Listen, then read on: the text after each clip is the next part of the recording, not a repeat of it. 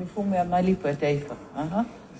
Mheshimiwa Rais, hili banda la Benki Kuu, kwa kurugenzi ya mifumo ya malipo ya taifa ni kurugenzi ambayo inahusika na usimamizi wa mifumo ya malipo ya taifa, mifumo ambayo kimsingi ndio chanzo kikubwa cha mageuzi kutoka katika matumizi ya fedha taslimu kwenda kwenye uchumi wa kidigitali.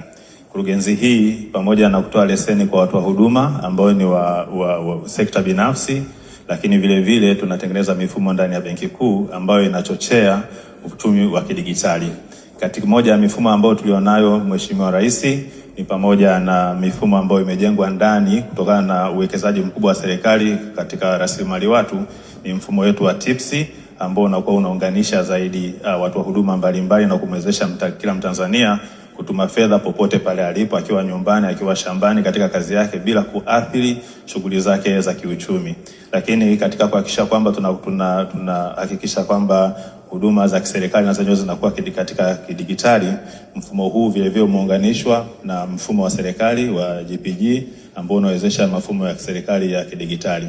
Ni mfumo ambao katika mifumo ya malipo, Mheshimiwa Rais, tunahakikisha kwamba